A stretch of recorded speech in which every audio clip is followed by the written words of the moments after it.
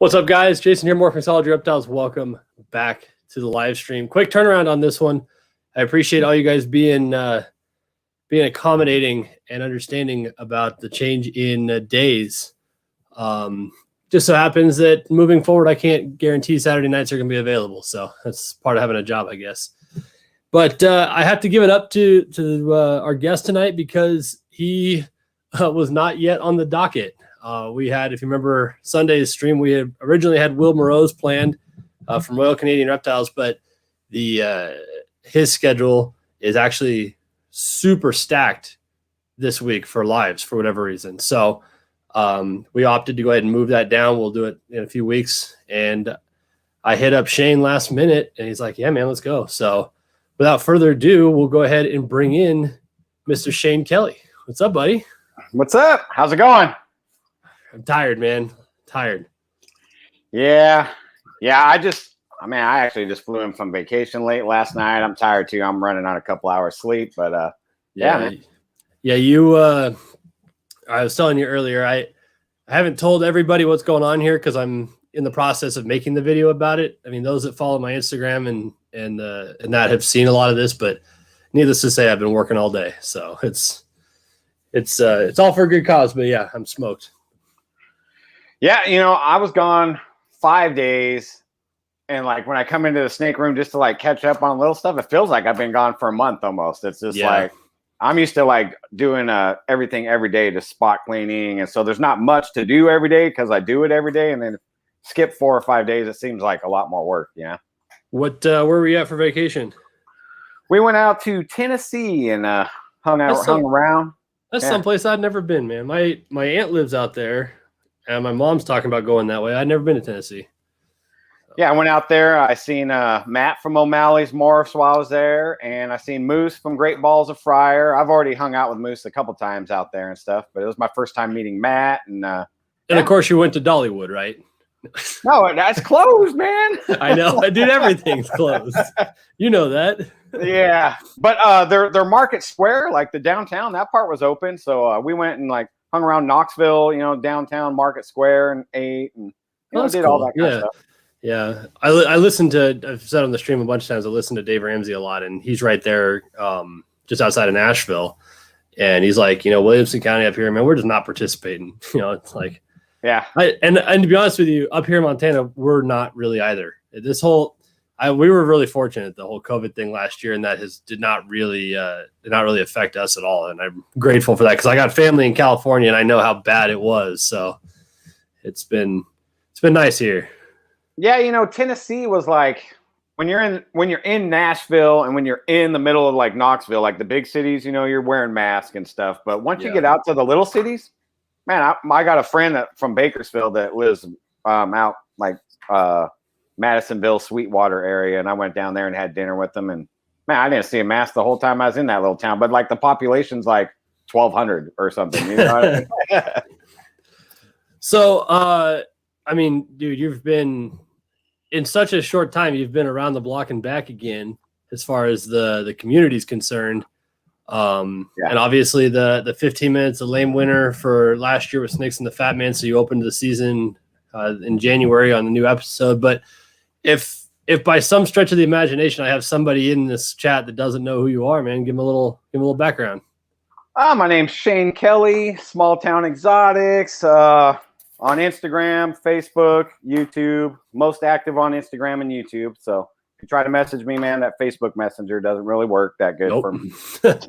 especially the business page one, man. That one's garbage. But I started collecting in the middle of 2019 and just got the fever. I'd previously owned reptiles in the early 2000s. I had a bunch of like one-offs, just one of every kind of species.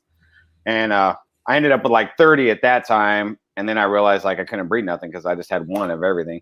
Yep. So So this time, man, I got a genetic stripe because genetic stripes used to be really expensive, and I like that full dorsal stripe. And then, man, I was listening to Snakes and the Fat Man and ball shit, just kind of catching up on all their stuff.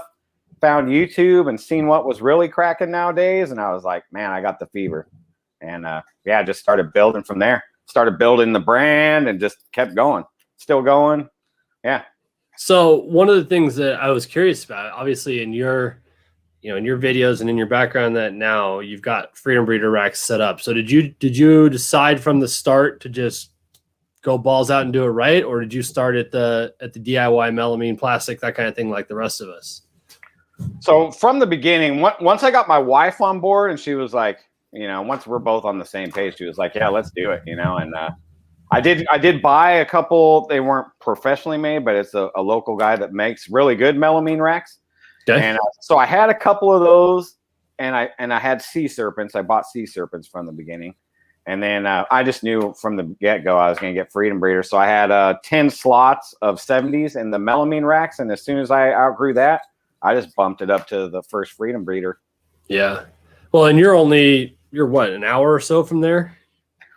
Freedom Breeder, I'm like about 2.5, 3 hours. 2.5, 3, yeah. Yeah, not bad. That's a lot closer to me.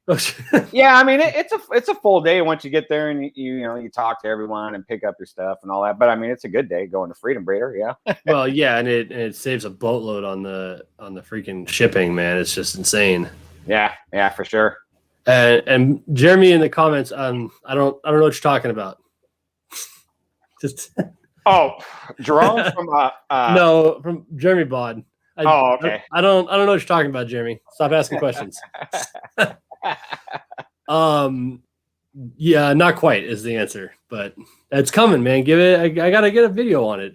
Otherwise, I'll get yelled at by the people. So yeah. I'm gonna get yelled at anyway, man. I'm the DIY guy, and I completely bailed on that. So that's what everybody knows me for in here, and it's all going away. But yeah, that's how I actually first found you. Was I was thinking about breeding rats, and up popped your rat rack videos, and that's how I first found you. Was on YouTube. I mean, when everything is said and done this week, the only actual DIY I will have left in my room will be my incubator that I just finished doing the false wall insert on. That video is coming up this week.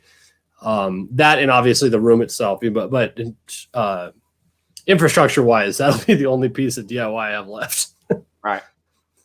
But I mean, once you get a Freedom Breeder and you actually go test it out, like I test drove them, I test drove them at Miguel's. He had ARS and Freedom Breeders at the time when I first started like buying higher end stuff. And I was like, man, once I felt the Freedom Breeder slide, I was like, oh yeah. Yeah. And I just had to, it was a goal of mine last year to be able to do the full upgrade. But I realized it's just like, if you're going to do it, I'm a very particular person. I like things being perfect. I like stuff to match. I like symmetry. I'm like, fuck, I've got 9 different kinds of tubs in here, different sizes, different heat tapes. It's like, at some point, I'm actually fighting myself here on efficiency and on workload and stuff like that. I just need to streamline everything, especially if I'm going to try to do this to any kind of volume while I've got a full-time job and a kid and, that kind of thing. So, it's a massive investment. It's a lot of work. It kind of departs from the brand a little bit, but it's far more professional in my opinion. And there's nothing to say by any stretch that you cannot do this professionally or even full time with hand built stuff. I'm not saying that. I'm saying for the way my OCD in my mind works, the room was starting to bug me, and I needed to just make everything uniform. And I think it's going to be better in the long run. Yeah, and I'm the same way. So, like, did I need a table on both racks? Probably not, but I needed them to be the same height. They got to match. Absolutely. Yeah. I didn't want I get it. These levels looking off right here. Like I needed everything to match. So, yeah, that's the only part I'm a little nervous about when I buy the other piece for the back over here is if I use 80s or 90s, is they're 7-inch tall instead of what are these 5.5 or whatever. Yeah. And so I'm not going to get the same number of levels, obviously, but they're not going to come out the same height. Doesn't matter what I do. I don't think I can make a match. It's going to bug the shit out of me. Right. Right. Yeah, it will, but it'll still be matching, Freedom Breeder stainless and gray, so. Yeah. And you've got I can't quite tell, you've got the metal clips on the front of yours, right? Yeah. So my first rack I bought, that's when they only had the metal clips. And then so when I got the second rack, I told them to stay metal because These are sweet, man. Are they? Yeah, because I mean they're easy to take on and off. You can't really break them necessarily. You can't bend them, which is nice. And if you break them, they're what, $3 a piece, something like that, to buy new ones. So yeah. I did get the large side clips in plastic as well. And then I built everything, not realizing you're supposed to put the clips on first, then put the Velcro down for your heat panels. Oh, all right. So I can't put the clips on because the heat panels are down already. So I'm gonna send them all back. I don't really need them. I actually like the look without them, to be honest with you. But, yeah, I didn't get the side clips. And then, like, you know, my OCD, since I had metal ones before, instead of like retrofitting that, I was just like, just give me the new one with metal, you know? No, I get it. Real quick, Kendra is correct. Puget Sound Pythons. Everybody needs to go sign up and support USARK. There's a lot of garbage on the docket currently across the country. So they're staying on top of that. I know I talk to Herbert regularly. He's up in New York, and they're dealing with some shipping deal up there. And I've heard, obviously, the Tegu thing going on in Florida, and there's a bunch of shit going on right now, especially with the new administration. So they're definitely help them out because they're doing everything they can to stay in front of it. So, yeah, that New York deal, man, that's bizarre, dude.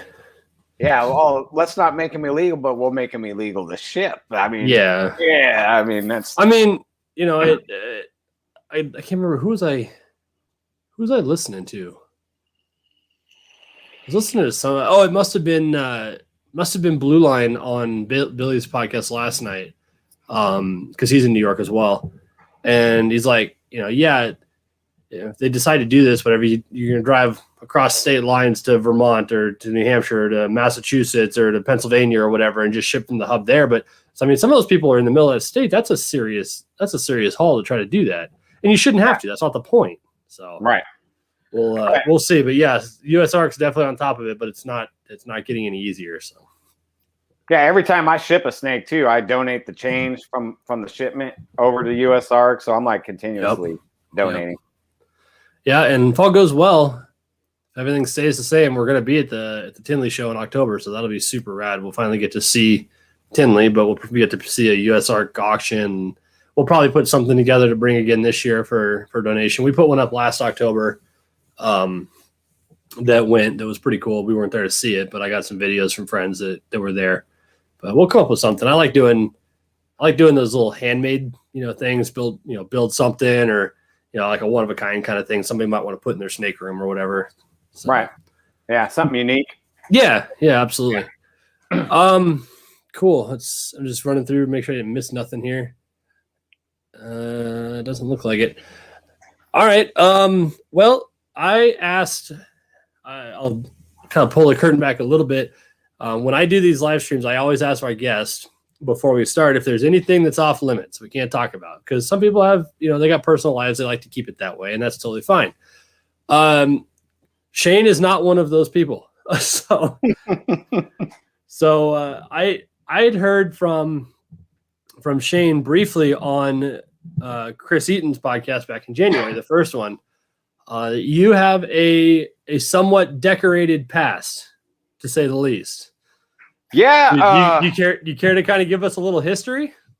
Well, I mean, without taking up too much time, I grew up in an alcoholic, drug addict family. It was like generational, and so I pretty much just grew up running the streets, and I've been out on my own. I got my first place when I was 15 years old, like away from everyone, and I've been having kids since I was 16, and I just grew up running the streets, man. I didn't really know any better.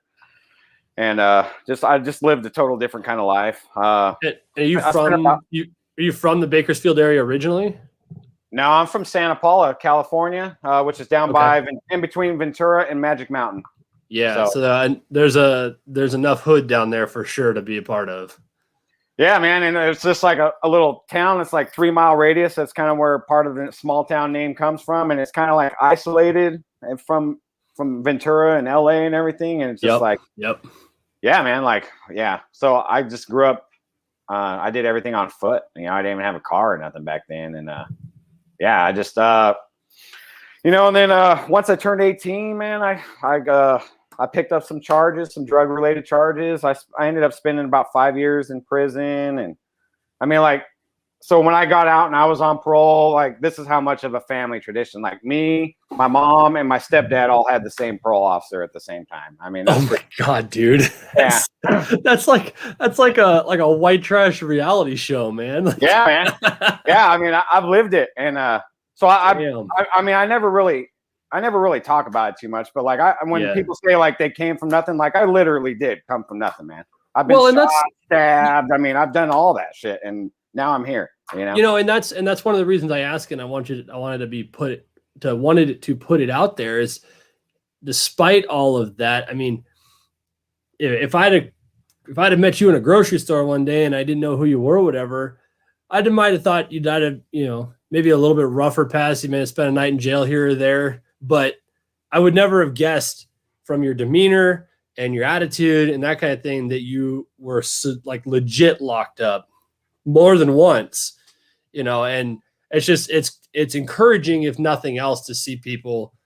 I mean, sometimes you just wake up on the wrong side of the tracks, but one of these days you'll climb your ass out of there and walk across trying to get hit by the train on the way and do something better with your life, and yeah, exactly. It's encouraging for sure. I was fortunate enough to not have to experience that or deal with it or deal with the family life that promotes that and whatnot. But like I said, it's nice to see that just because, you see on TV or whatever, these people keep getting locked up every Thursday, the cops pick them up and take them back to jail again or whatever. And like they live and die behind bars. And it's like, it doesn't have to be like that, man. You screw up, so what? Move on. Yeah, and like the first time I went to prison when I was 18, I ain't gonna lie, man, like it was like a rite of passage in my mind. That's how demented I was. And then well, on the streets it would be, yeah. Yeah, and then but then I seen then though, I was like, man, these guys, I was 18 and there's guys in there way over their 50s, and they had been doing it their whole entire life. And I was like, man, there's got to be something better. That planted a seed.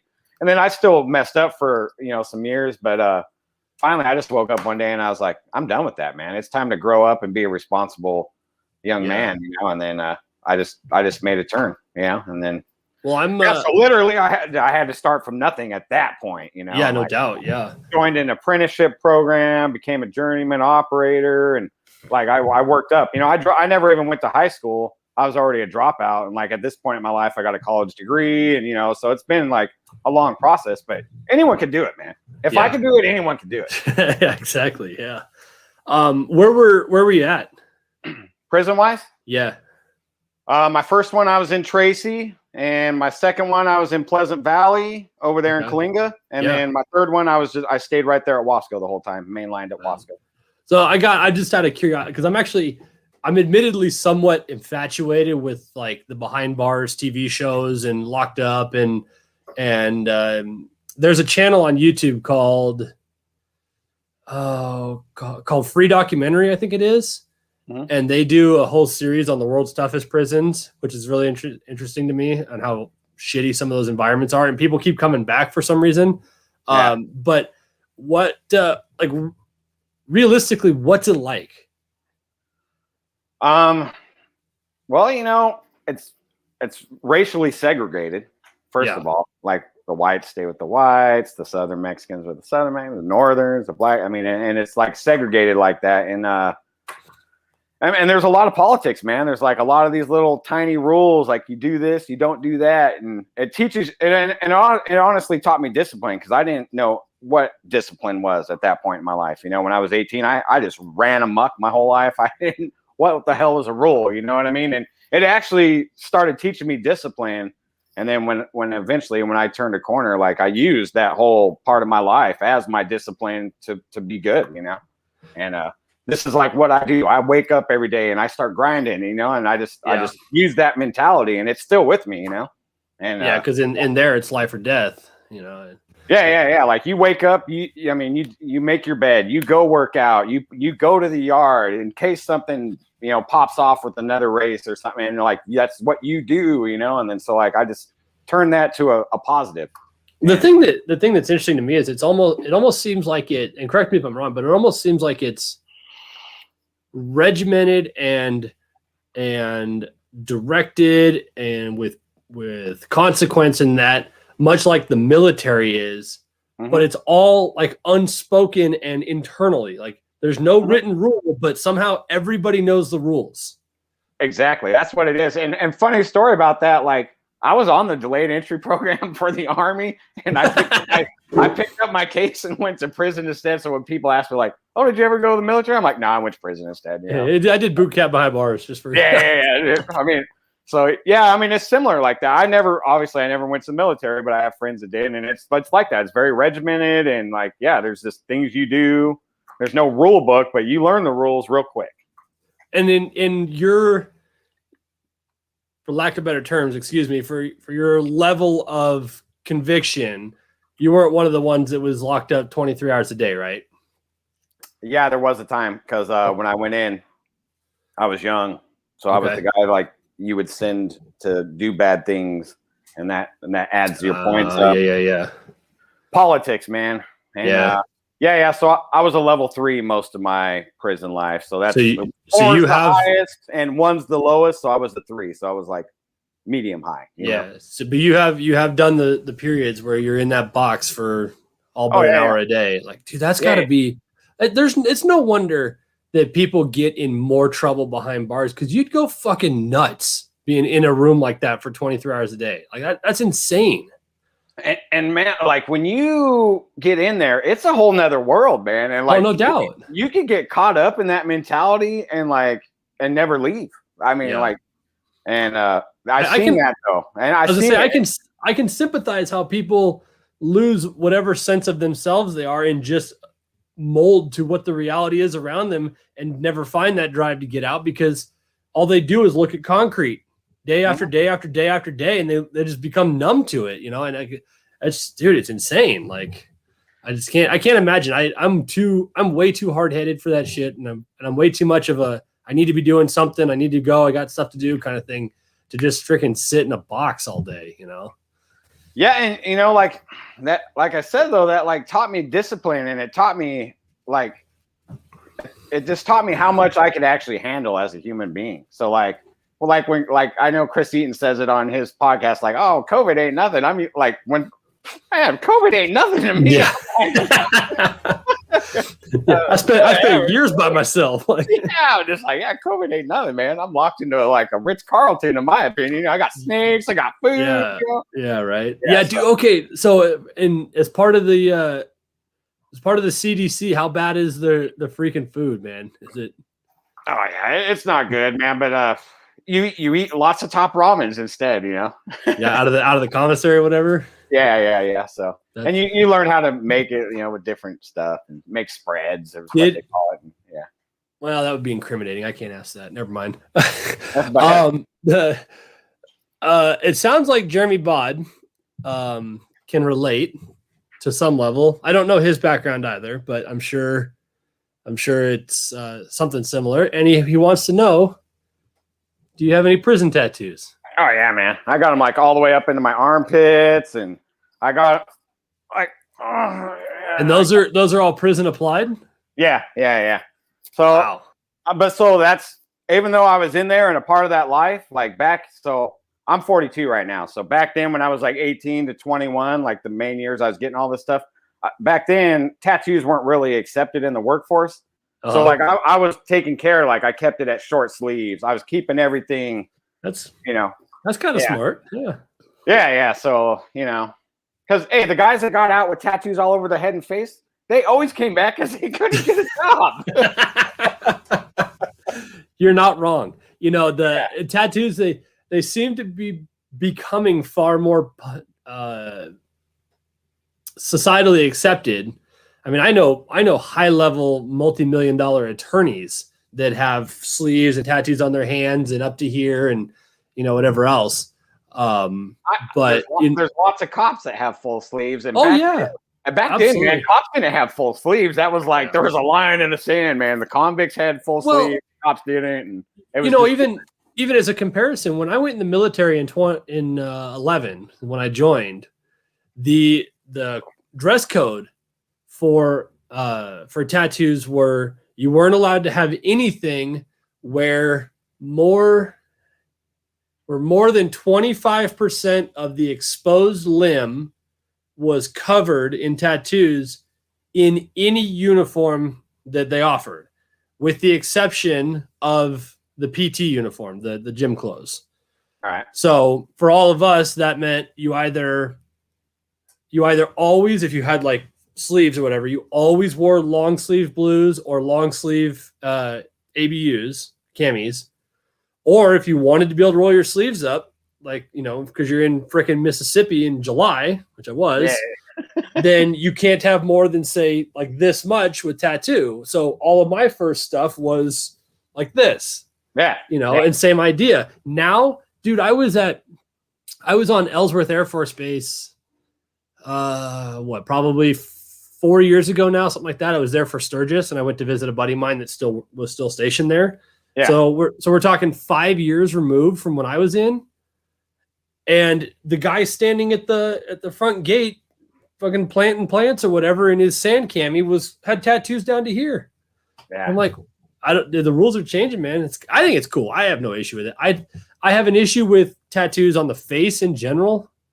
Yeah. Just in practice, I'm not wild about tattoos on the neck. I mean, that's all. I mean, you do what you want, but I still, you know, I would be okay with having an attorney sitting next to me in a court of law that had a full sleeve. But if he had, you know, fucking tears under his eye, I'd be kind of worried. Like, yeah. And don't get me wrong, man. There was times I was tempted, but I was like, I knew it, even though I was in there, like, I just knew, like, that's not what I wanted to do the rest of my life. You know what I mean? Like, just get your time over with and get out and start a new life. And that's what I eventually did. But yeah. Oh, interesting. So slight name. I had to read this twice to see what it actually said. He said, I haven't been incarcerated for 5 years, and I still to this day pace the length of my cell. I still wake up at 6 a.m. and make my bed and clean my room. The routine will stick with me forever. Yeah. See, it's like a military regimen. I mean, it's just. Yeah, absolutely. Yeah. So, I mean, man, it's been like, I don't know, 15 years? I don't even remember exactly the last time. But it's been a long time, and, like, that's still ingrained in me. You know, I sleep 6 hours, and, you know, I grind 18, you know, I just do my thing, man. Unsugared Kool-Aid and dry bologna sandwiches. That sounds like a good time. Yeah. I think that's why I watch the documentary so much, just so I can see, like, God, fuck, I don't want to do that. It looks awful. Yeah. You know, documentary ones I can watch, but like the movie ones, like American History X, like I'm just sitting there going, man, that's such bullshit. Like American memes, I'm like, that's bullshit. That's not how it is. You know, I'm like, it drives me insane. I can't watch some of them. You know, like the fictional movies, like the documentaries, I can watch those. You know. Would you say you have any? I have my own beliefs about this, but would you say you have any PTSD from your time in? I don't know if you call it PTSD, but you know, there's like when you talk about the rules, like you don't let anyone call you a punk. You don't let anyone call you a bitch. Like if somebody approaches you like they're punking you, that's like instant. You don't let it happen. And that's still ingrained in me. Like I have to walk away. Like I'll avoid confrontation in a lot of cases because I don't have that in between. It's either like we're cool or it's like over the top. You got to make sure you don't deck somebody in Albertsons. Like. Yeah. And don't come to me with that wannabe gangster shit either. You know what I mean? That sets me off too. So I've lived a kind of a reclusive life because of that. And that's like something like YouTube has helped me break that whole mentality because you have to get out there and like going to people that I don't know and filming with them. It's just like something that I wouldn't naturally have done without YouTube and Small Town Exotics and all that. So it's that has been like a therapy for me, you know? So yeah, that's really interesting, man. I like hearing people's stories, you know, because one of the things is you mentioned that you had already had your stuff in for, you know, for the delayed entry program and whatnot, but it's like everything we have ever done in life has brought us to this moment, and we are these people having this conversation. So you would be a dramatically different person had you gone in the military and not to prison. Right. You know, and it's just, and that part of it, that's why I'm always interested to hear where people come from. You know, it's like my dad's not a commercial, a corporate pilot. And a lot of times in the back of the airplane, I would get talking to the owners in that, the owners of the jets or whatever. And I'm always curious, like, what do you do? What's your background? What, because obviously you've done it right. You own a freaking jet, right? And he's like, oh, I'm the this, or I do real estate. I met a guy once in the airplane, no joke. His entire wealth came from, he invented the machine that wraps the individual toothpicks in plastic that you get at a restaurant. Wow. and he was flying around in like a $6 or $7 million jet. Yeah. I'm like, and that kind of stuff, that, you talk about like a small business and this kind of thing, like that stuff's super encouraging because like that's so, who the hell even thought that we needed that? Yeah. You know what I mean? It's hey, but now with COVID times, you really need that. Yeah, no doubt. Now they got to have a mask on them too. Like, yeah. you have to have a hole through your mask for your toothpick. Yeah. No, it's just I really I appreciate you sharing. It's one of the things that I just backgrounds are crazy, so everyone's got a weird story. I never really shared it in the reptile community. Like, obviously my personal acquaintances and friends all know about it, but I decided to let a little bit out on Snakes and the Fat Man. And I got like a million messages about like, hey man, that's so encouraging. I just barely got out and I'm trying to do good, and like, so now I'm in a position where I can help people in some way, shape or form. Yeah, so. Definitely. Yep. Cool, man. So you're even more freshman in this game than I am. Yeah. Realistically. And so what are you up to now? You had your first handful of clutches just recently, right? And yeah, we've had 10 clutches up to this point. Starting in 2020 was our rookie year having clutches. And so people talk about like, oh, 2020 sucked. I'm like, man, it's my best year, It's my only year. But it was good for us. I can't complain. Yeah, and sales wise, I did great too. My main goal though is genetic striped clown. That has been a path I started at the end of 2019. I found an old video of Justin Kabilka interviewing Ninja Balls, and I really like what it does with the pattern. And I had people hating on me back then because I'm a genetic stripe fan and I like the G stripe clown. Yeah, buddy. I'm waiting for her to ovulate. She was bred to a pinstripe clown. That's what I'm talking about, man. And I got hate in the beginning, man. I ain't gonna lie. And then when Justin and Ozzy drop some bombs and everyone jumps on board, I'm like, man. I've been saying it's the future for a while now. Last year, she gave me 6 good eggs of double het ultra stripe G stripes. Or ultra mel G stripes, ultra stripes. Yeah. And this year, hopefully, we'll get a good clutch. There'll be double het G stripe clown.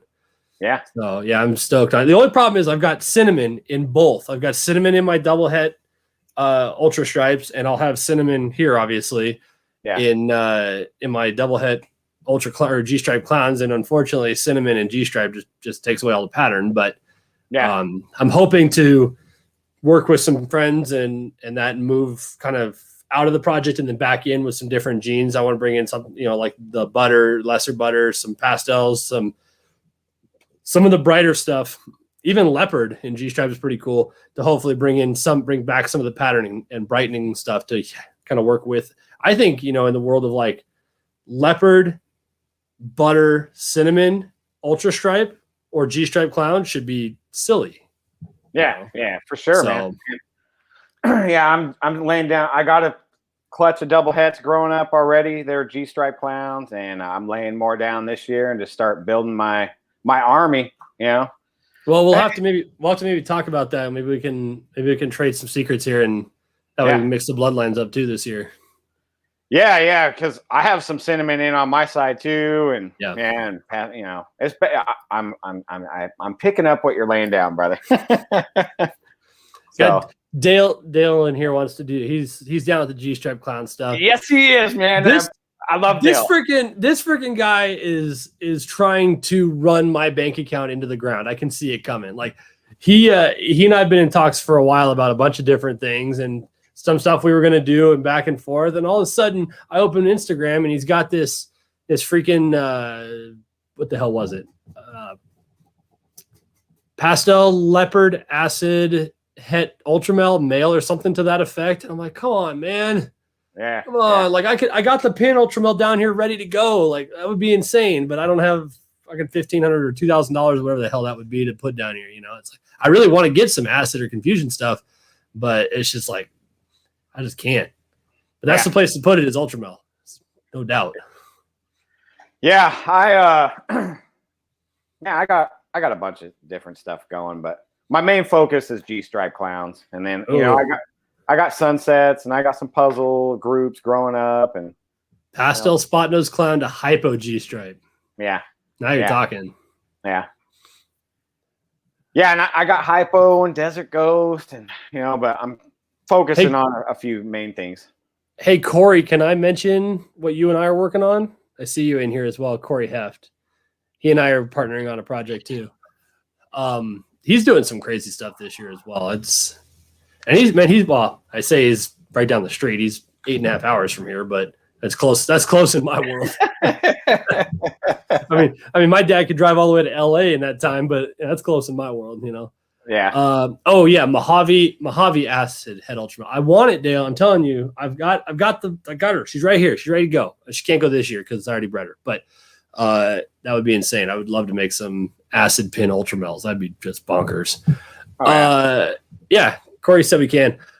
So Corey has directly from TSK a breeder male hypo tri-stripe.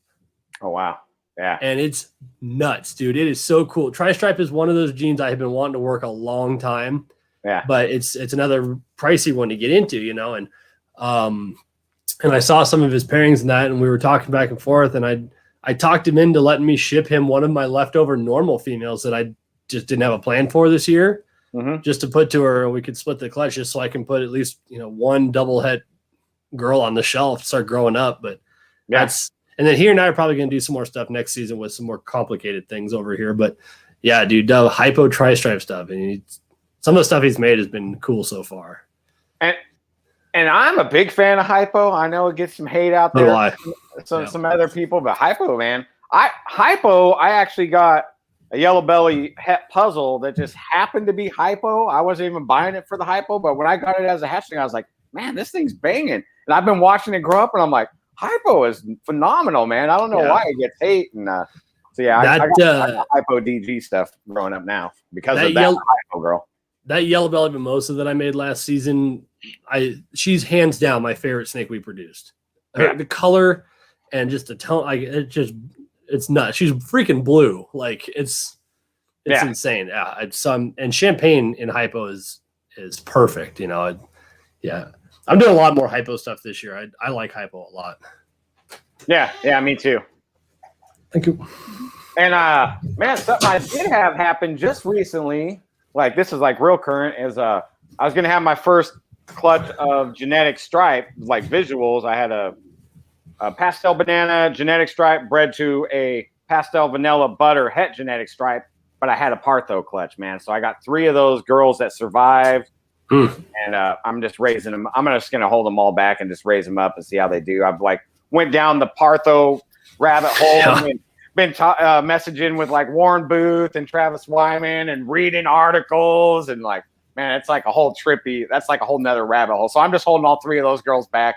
They may or may not survive to be adults, or they may or may not breed, but I'm just holding them back. It's something trippy that I didn't expect for my first season. You know what I mean? You know what I need? I need to find me a female maker banana G stripe or combo. Yeah. That's what I need. Because then I could put that to my clown female and put banana double head G stripe clown girls on the shelf. That'd be rad. Yeah. Because then you start bringing the cinnamon and the pewter and that kind of stuff back from the first round. That would be. Then you start bringing in some color. That'd be awesome. Oh yeah. I got male maker. Double het G stripe clown banana. They're pastel banana. I got 2 males. I had 2 males and 4 females for my double het clutch, which was sexual ratio. That was great. Yeah, and that's not a bad thing. I mean, if you're one of the things Billy mentions a lot of the times that the reason he uses male maker males in certain pairings is he might have a banana, orange dream, fire, Enchi, pied, het clown, or whatever. And it's a male maker. And we're like, oh, fuck, that sucks. You make a bunch of male bananas. He's like, no, because the reality is the odds of hitting a banana by itself or a banana combo are fairly slim when you've got 4 or 5 genes on both sides. And the beautiful thing is everything that's not banana is going to be a girl. Exactly. So it's an interesting way to look at it. I'm looking at it, I sold my proven breeder banana male pie or banana pied male because he was a male maker and bought a female maker banana pied male. Right. And now he quit fucking eating it. He won't breed, but and I've got a female banana phantom yellow belly from Josh Lemberg that I'm hoping will make next season. Cause I got big plans for her, but same thing, man. It's like, it's going to be cool if I hit what I want, but they're going to be girls. I'm going to be 3 or 4 years out from being able to use them. Right. So he's got a point, Yeah. Yeah. That's why I did the banana in my double het pairing was aiming for those females, and it worked out for me. Like I said, I have 4 in the shelf growing up. They ain't going nowhere. So yeah. If you do that again, I might have to get one of those. So I've got the same thing. It's a good idea. Yeah. Yeah, man. So what are you looking at? What are you looking at this year? What do you think you're gonna do the numbers wise? Numbers. What are you planning for? Well, I'm planning for. I should be up into the 20-30 range clutch wise this. Oh, really? Year. Yeah, okay. Yeah. It should be a big leap, man. I got a whole section of girls that are building right now. So cool. Yeah.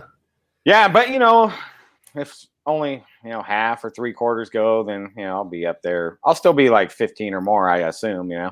We did 8 our first year out of 12 pairings, and last year, not including the couple that I threw a male in once or twice to try to get to start eating again.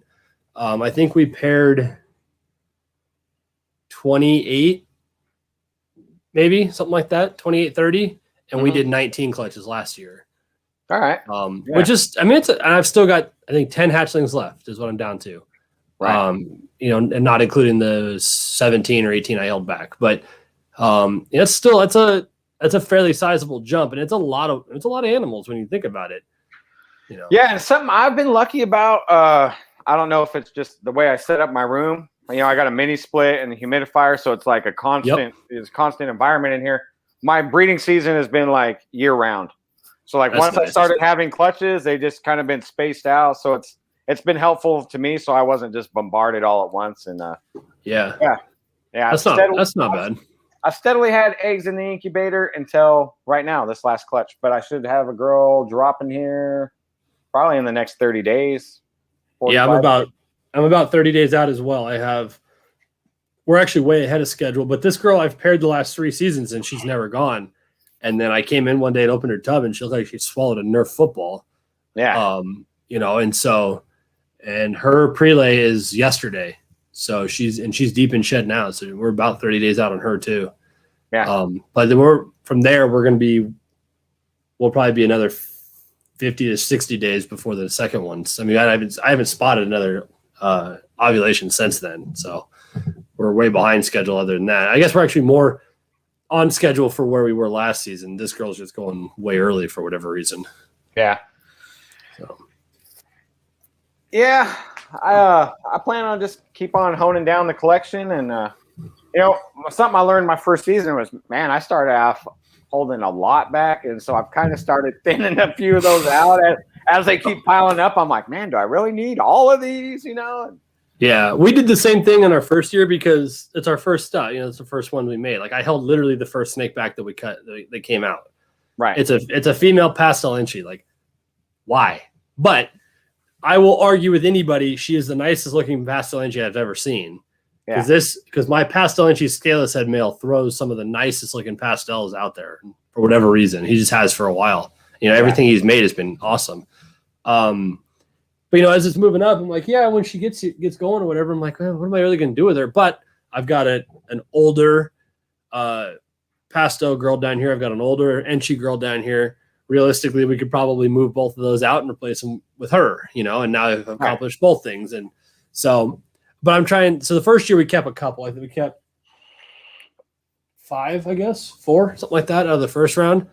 And then last year, I had to be a little bit more deliberate about what I held back because I was trying to afford all of this because I'm doing everything at the speed of cash.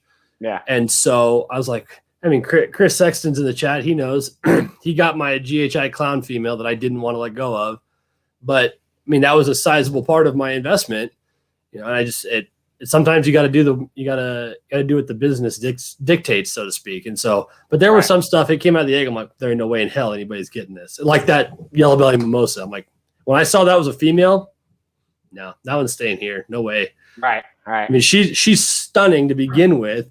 And now I've got a visual hypo champagne combo female that I can make freeways out of. Right. Like, come on, why would I not? You know? Yeah. So yeah, exactly. Yeah. I mean, I held back from my very first clutch. I had one normal. I held it back. She was a female. I'm like, I might need her, man. You know, like when I get into some technical stuff and I need to separate some stuff, I'm like, I need her. She has no hats or nothing that I know of. And so I held her back. I can't lie. I held back 3 normals this year. See? Is that the only normals? Yeah, I guess it is the only normals. And I've already got their tags up. They're called Thing 1, Thing 2, and Thing 3. Yeah. Like, because my wife names my wife names all the snakes. We're well over 100 at this point, and she's still doing it somehow. But I held them back because they're from my Chloe project, my Dinker project I'm working on. That I'm convinced something's there. She certainly doesn't look normal. And I kept back in the first season, I kept back a pastel male, a pastel Chloe, that is one of the busiest pastels I've ever seen with super dark blacks, high contrast. It has what I call a lava lamp pattern, just the way that the pattern, actually, to be honest with you, is not completely dissimilar to like the Blitz kind of, you know, trick kind of thing, where something like the alien heads get kind of twisted in and overlapping, but it's definitely not that. I'm trying to pair them this year to see if there's a quote unquote super, you know, but last season I proved out my GHI Mojave possible het clown to be het clown. And I had also put him to Chloe. So I got a GHI Mojave possible Chloe, I guess, 50% het clown female that I held back because it doesn't look like any of the other 5 GHI Mojaves I made last year. Like the contrast is crazy. The pattern on the sides is really bizarre. The eye bands are completely connected in the back, which is a trait that my pastel male from the year prior has. Which is kind of weird. And then I kept 3 female normals that are 50% het clown because as far as I'm concerned, they don't look normal. And if they don't look like just a normal het clown, because I had one to compare to, you know, you get the brightening a little bit, you get higher whites, stuff like that. But this pattern, it's got that same lava lamp look. It's got that same super deep black contrast. It's got the really bright white outlines on it. And so I'm like, you know what? I'm going to get like $30 a piece for these because they're normal females that are 50% het clown. They're not worth anything.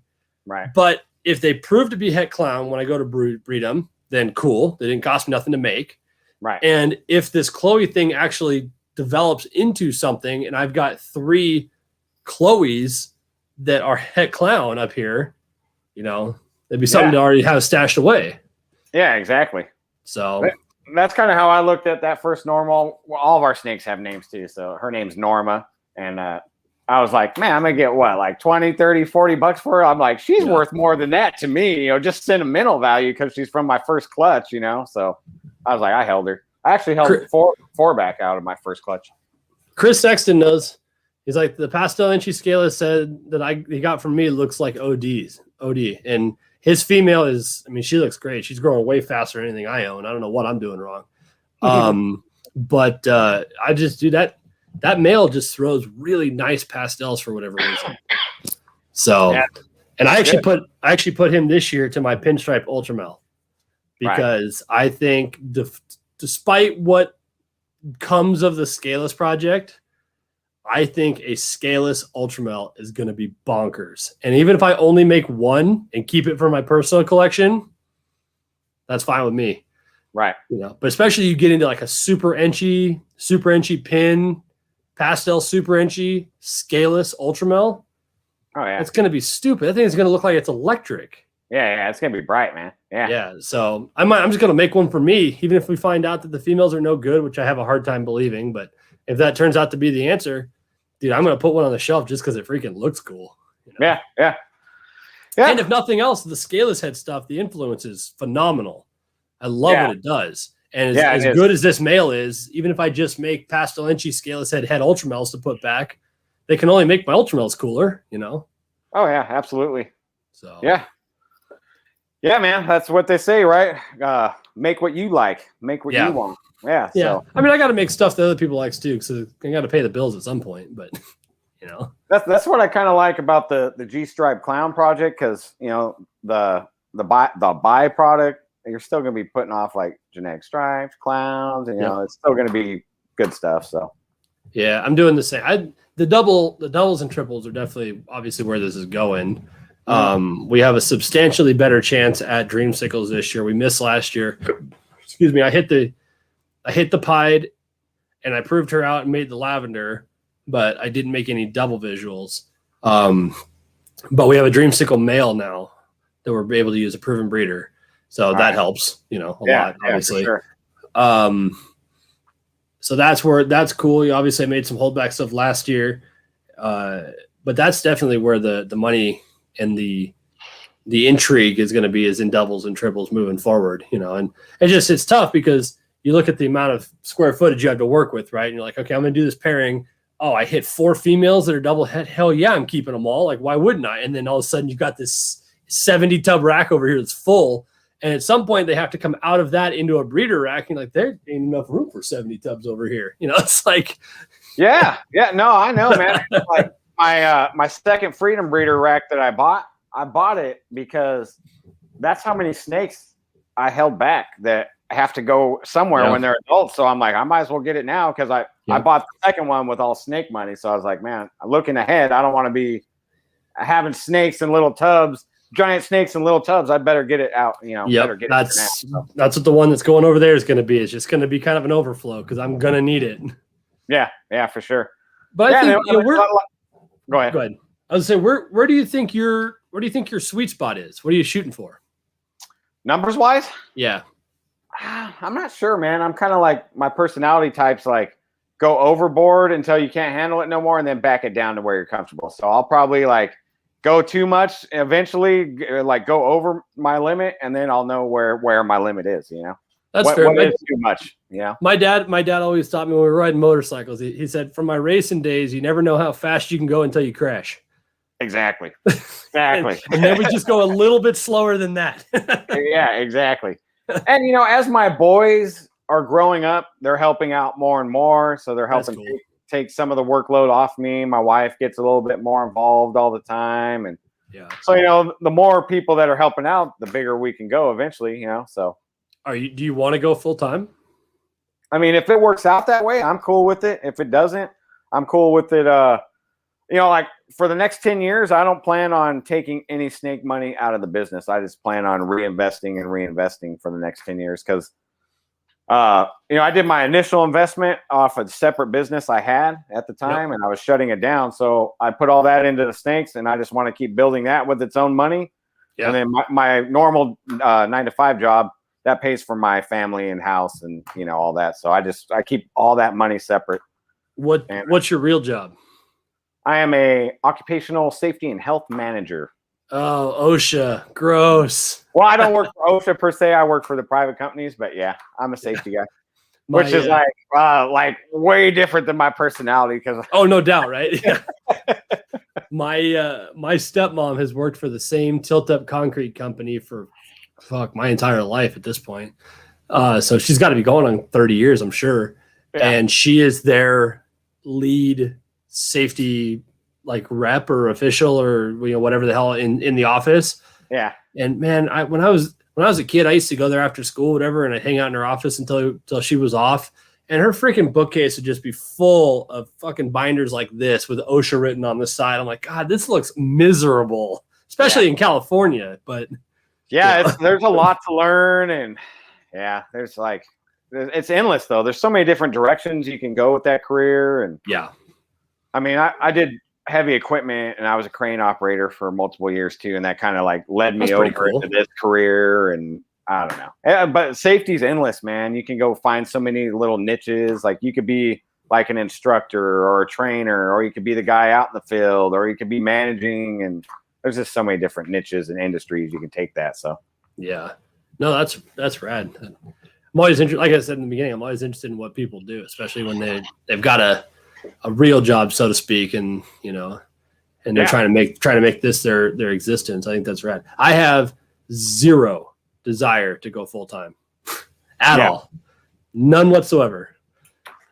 I really like my job. I it does what I need, and I hate to sound pessimistic, but I just have a hard time wrapping my mind around the concept that being a snake breeder will always be available as a viable source of income.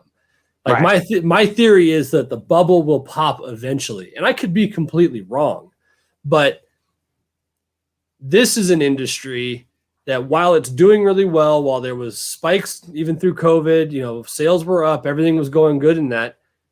It's a luxury more than anything. It's a disposable industry, and when the shit hits the fan, it's probably going to be one of the first in line kind of thing. It's just the way that I feel. And I have a hard time putting all of my eggs, no pun intended, in just this basket. I used to have a tree trimming business on the side of my normal job. Like I have trouble just putting all my eggs in any basket when it comes to finance. I like multiple income streams. Yep. So that's what would hold me back from trying to pursue full time. Like I said, I plan on just putting all the money back for the first 10 years back into the business and growing it to where it needs to be. And I'll evaluate it at that point. But that'd be rad. I like having medical insurance and retirement from a separate income source, So yeah. But if I'm doing good with snakes and retire early, and that's something that could supplement my retirement, that ain't a bad way to go either, So. Yeah, absolutely. I mean, in my career field, I'm eligible to retire with whatever it is, 40% or 45% of my highest 3 earning years and full medical and the pension and everything else at 49 years old. Now I won't. Because I can go all the way till 56 until they force me into a different position or out completely. Yeah. But even at 56, that's still, dude, you got 30 years to go minimum, right? Yeah. But if I could be in a position where my career field has set me up so that I can live on whatever it has provided up until that point, and then this is just like we're going to the Bahamas on a 10-day cruise kind of money. You know what I mean? Right. Just as a side gig, absolutely. And this would give me something to do because when you go to retire, you can only play golf and fucking sit in your lazy boy so much, and then it gets old. Like you gotta have some. My brain's not wired that way, man. I gotta have something to do. So that could be something like this, where you come out, you spend a couple hours in the day out here, you build some stuff in the garage, you work on your car, whatever. But at least this is a hobby that has a potential to generate an income instead of costing you money. Yeah, and this has been self-supporting already within my first year, and I'm at a year and a half right now. So I mean, it's been paying for its own rats and all that stuff already. Yep. So I'm doing that as of last year, going into 20. That was our requirement. Every month, everything that I needed to spend had to come out of this room, and it did. Right. I had to work. I mean, that took some very deliberate decisions, and so obviously some work, but we did it and it worked. And I looked at my numbers. I put all my numbers together a couple weeks ago for my tax preparer. I was like, fuck, really? Like, I honestly,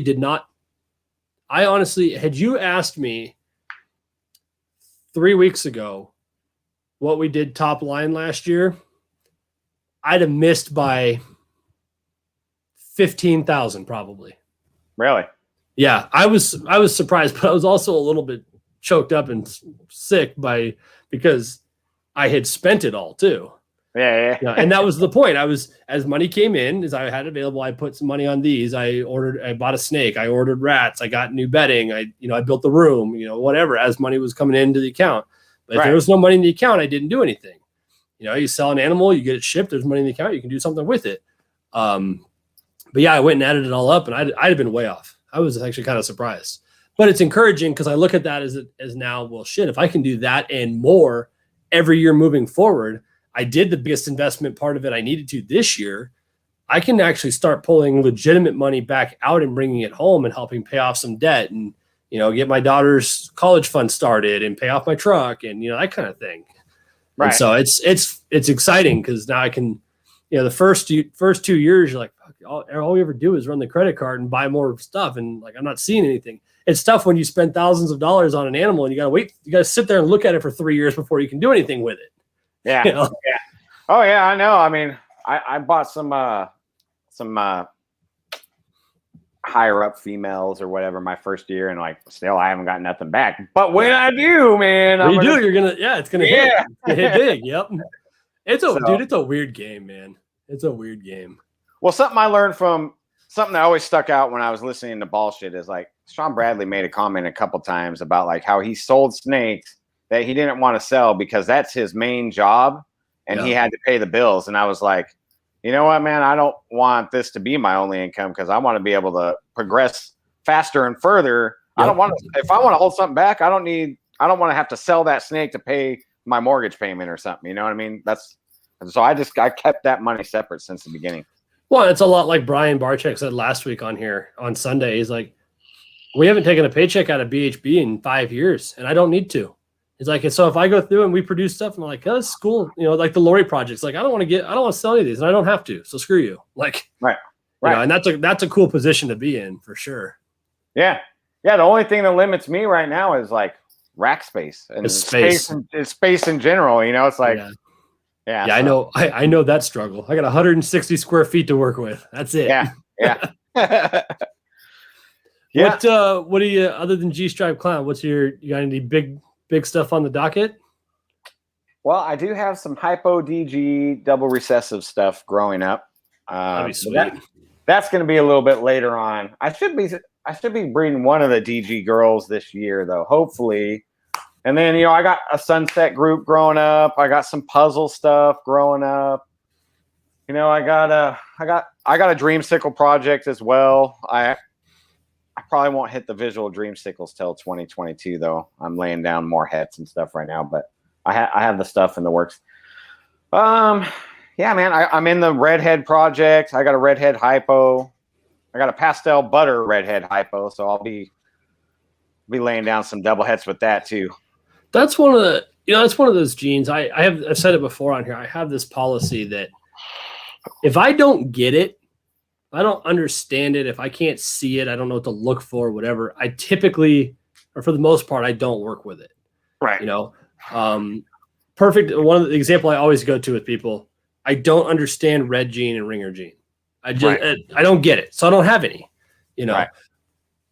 Redhead is another one. I just don't understand. I just don't get it. And I think a part of it probably is because not enough has been done, seen, exposed, talked about. Justin put his video out about it, but there's not enough there to put a hatchling redhead and a 1,200 gram redhead and a pastel redhead, an inchy redhead, and a redhead clown, and all side by side so you can start to see them. Right. And I just don't get it, so I don't jump on board. Yeah, the more I got into it, the more I found out that there's multiple people working with it. It's just kind of been like an underground project for a while, really? And it just wasn't a mainstream thing. And funny thing about that, like I was in the middle of making the deal for the snake I got, and then Justin started mentioning it, and I was like, wait, stop, don't talk about it yet, Justin. Shut up, I'm not ready to sell them yet. Yeah, I'm like, oh man, I haven't bought mine yet. The price is going to go up, but like, I got mine from Tony at Hardwired Xotics, and I mean, he's a great guy, and that dude's got some killer stuff too. Yeah, man, he's like, he was a big inspiration to me because when I was starting out, that was like right when he started his YouTube channel. Yeah. And then like I started mine shortly after him. And so like I seen where he was at and kind of like how he started. And I was like, man, he's doing it. You know what I mean? Yeah. So that was like a reachable goal to me. Cause like you look at the Justins and the Billies and I'm like, man, they're like light years ahead. And you know what I mean? The Brian Barczyks and all that. Yeah. Like, whoa, that's like so far advanced. But then you see the other guys like Tony and I'm like, man, he's killing it. And he's like doing it right there. You know what I mean? Like, at his house. He doesn't have like this giant facility. Like, I mean, he does got a facility on his property, but it's not, whatever. I don't know. Well, I'm not trying to say it. Well, and it's one of those things, you hear the naysayers, the ones that can't sell their own crap because they've got shitty attitudes and don't know how to market. That's just a passive aggressive statement. I'm sorry. But you hear them like, oh, there ain't no money in ball pythons. This is bullshit. I'm like, look, I don't know the numbers and it doesn't really matter. But Justin just built $1 million custom facility. Right. Again, I don't know how much it was. He just put a bright green Porsche in his garage. Right. Like, can't tell me there's no money. Now, granted, that is the upper echelon, top of the top, Elon Musk level ball python breeding. But that means it's there. That means the money is in the hobby. It may all be going to him, but the money's there. Somebody just has to reach out and grab it. It's like being in that wind tunnel machine at the fair. Like, Justin has the button. It's unplugging and plugging it back in. You just got to grab the monny. It's like. Yeah, and there's, like Billy and Ozzy and all. There's a bunch of other guys that are killing it too. Oh, yeah. I bought my incubator from. I won't say his name because I'm gonna say a number, but I bought a used animal plastics incubator like right when I was first building my collection, and I went down there and he told me he just goes to shows twice a month. That was back in the show days, and he's clearing $200,000 a year, and I was like, no doubt, really. Yeah. Like when I went to his house, I was like, he's got like a '67 Camaro parked with a car cover on it. He's driving a Mercedes, and I'm like, is this all you do? And he's like, yeah, I breed ball pythons and boas, man. I make like $200,000 a year. I play golf during the week, go to shows on the weekends, and I was like, no, really? Like, this is real? And yeah. And he's not an upper echelon guy. Like, you don't see him on social media or anything. But when you go to shows, you see him. He's out there grinding on the show circuit. Yeah, when I went to Justin's the first time 3 years ago or so, whatever it was, and he told me what a normal year looks like for him, top line. Yeah, I about shit. I was like, that's insane. Yeah, that is well, and even Corey just mentioned, Billy's mentioned before. He didn't clear. He top lined 1.3 last year. Right. That's insanity. Yeah. I mean, now granted, his overhead is absurd. He spends $3,000 a week on rats. Right. I mean, he spends more on rats than the top 10% of income earners make in a year in this country. That's asinine. He spent like $120,000-$130,000 a year on freaking rodents. But the ball python market's dead, man. Yeah, of course it is. Yeah. Yeah. It was so funny when he got his new place. He posted a picture on Instagram of the lease as he was signing it. Right, like, yeah, it's official. We're doing this. Whatever. I saw the picture. It said it was $5,000 or $6,000. I can't remember. $5,000 or $6,000 a month for the lease. Right. I'm like, fuck, dude, that's nuts. And I don't care if it's Canadian dollars or American dollars. It still doesn't matter. I'm like, you're gonna spend $60,000 a year just for the shell of the building. Right. Dude, the average household income in America isn't even $60,000 a year. Right. You know, and it's just, yeah. So people talking about like, they don't freaking have any money. GOC, I don't know. And I'm sure whoever that guy is doesn't need anybody else's business. He said it on one of his podcasts. Did he? But I'm not in Canada, so we wouldn't know otherwise. Yeah. Hey, we're over the hour mark here, so we still got 47 people in here, man. So if anybody's got any questions specifically for Shane, I mean, you can ask me, but I ain't got nothing to share. Go ahead and drop them in the comments. I'll grab them as we cruise by. But yeah, dude, the money's insane, dude. I just say it's nuts. Like, you talk to, Chris asks people all the time in his show, and they'll go to Pomona, or they'll go to Arlington, or they'll go to one of the herb shows or whatever, and they'll do 10, 15, 20 grand in the weekend. Right. I'm like, fuck, dude, you're talking. I mean, we're not to fuck you money yet, but you're talking legitimate impact to your household money at this point. Yeah, and I know breeders that are right here in California that when the shows were going, they were just similar to that guy I bought the incubator from. They're doing, 1 or 2 shows a month, and they're clearing, 10, 15, 20 grand in a month, doing the shows. And I mean, yeah, there's a cost expense to going to the shows, but it's not that high. No, no, God, no. I wish we had access to show. Well, nobody has shows anymore, it seems like, but I wish we had access to shows. I mean, we've got one, maybe two a year locally, in a 3 or 4 hour radius around here. But they're real small. You're talking like 20 tables, something like that. Oh yeah. And so you're not going to be selling $1,500 to $3,000 animals there by any stretch. Right. And the next closest thing for us is Denver, and the Denver area shows now, but that's an 8-hour drive, and you're talking $1,000 weekend just to be there. Right. Easily. Plus 3 days, 3 days of leave or whatever. And I got to, take our daughter or whatever. And so it's tough. We're going to try to do some of the Denver stuff this year if it goes and we can help it. I'll actually we're going to be at Herps KC in March, the end of March. And I've already talked to Josh at Ball Python Shed. He said I can send down a handful of stuff and we'll put it on his table. So we're going to be there helping him out in that and maybe move some stuff. But that's probably going to be other than going to Tinley, that's probably going to be the extent of what we get to do this year. And it sucks. It's tough. So let me ask you something, since, you have bigger YouTube and all that than me. Honestly, man, like the way I've been producing and selling, like, even if I wanted to do a show, I haven't had the inventory, man. It pretty much goes as fast as I'm producing, Yeah, Chris always says that's such a douchey answer to that question. I said the same thing on my 15 minutes of lame, that I still sell out and whatnot. I just told you I only got 12 left, and they're all basic, simple, minor price stuff, and that's not a ton.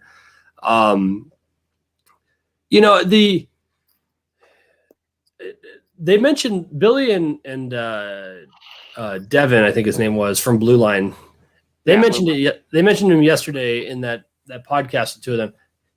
Not everybody needs a freaking YouTube. You know what I mean? That's not the point. You don't have to come into this game and say, oh shit, there's 70,000 YouTube channels. I guess I have to have one of those. Right. I do think every breeder that wants to hold their own and actually make something of this needs to have an Instagram. Oh, hands down. Hands down, 110%. That is the easiest, zero cost, really doesn't take any of your time marketing you can do. Right.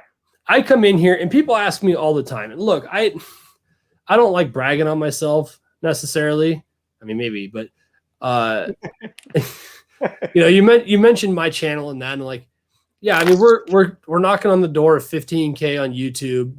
The sign on my wall says just short of 27,000 on Instagram now. Yeah. And people used to, about a year or so ago, I haven't got a lot lately because I quit answering them.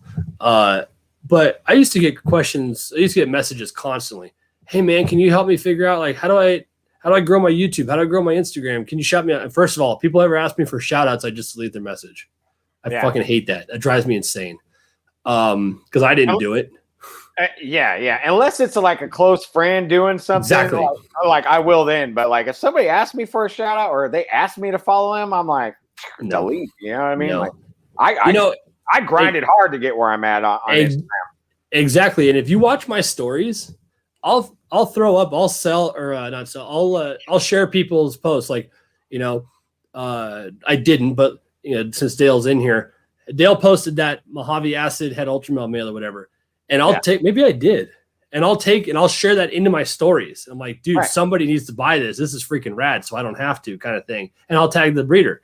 I do that completely 100% randomly and organically. Yeah. Me too. But people ask me all the time, like, man, how'd you get your channel so big? How'd you get your Instagram so big? I'm like, fuck, I don't know. Dude, I am the worst. I'm the last person to advise anybody on how social media works. Because I am, with the exception of now this live stream that we've done, a dozen of or whatever, and my weekly upload that I typically do weekly. I've missed the last week or two, whatever it was. Occasionally, life happens. I've got a life at some point aside from this. Yeah. But aside from those two things, nothing about my social media presence is regimented at all. And I'm probably not growing at a rate I could had I been more methodical and uploading every day or 3 times a day.